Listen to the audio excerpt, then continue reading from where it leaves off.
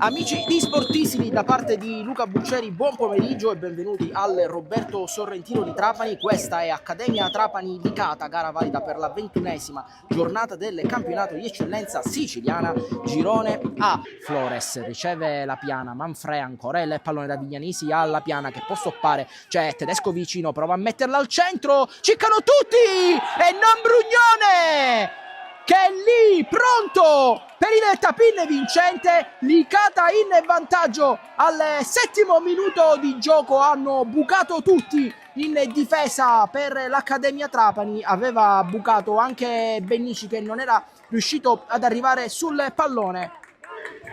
Presentissimo invece Brugnone ed è 1-0 per il Licata. In quel caso appena degli albanesi domenica scorsa per un episodio, per un tiro di Sanna Sardo non calcolato bene dai Ruste. In questo caso bravissimo Brugnone a inserirsi, allora Tedesco la mette al centro nuovamente, dove c'è nuovamente Bennici, in questo caso il palo. Campanella sventaglia a cercare Ficarrotta che mette giù, ha la possibilità di portarsi il pallone sul sinistro, la mette al centro, Porcaro di testa, Catalano, Porcaro di petto, no, per il direttore di gara è fallo di mano ed è calcio di rigore.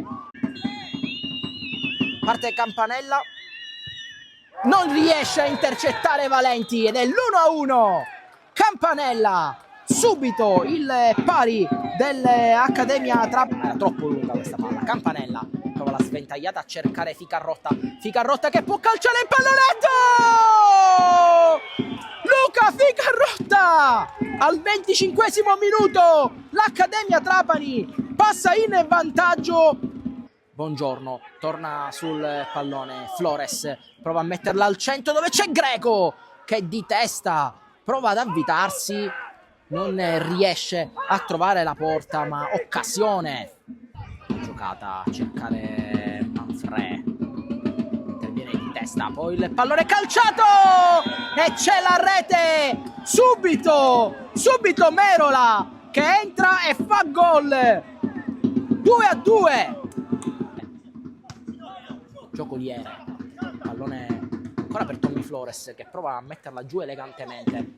Esposito, Gambicchia, Buongiorno, Puleo, tutte di prima. Lupo, Flores, attenzione, era ammonito, l'avevamo detto poc'anzi. Tommy Flores ammonito per il fallo su Ficarrotta e c'è il doppio giallo e l'espulsione del numero 80.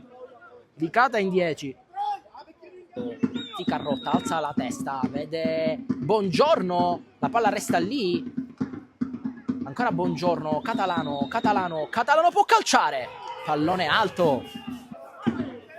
Puleo, Campanella tutto solo, può calciare Campanella, vola Valenti per tenere ovviamente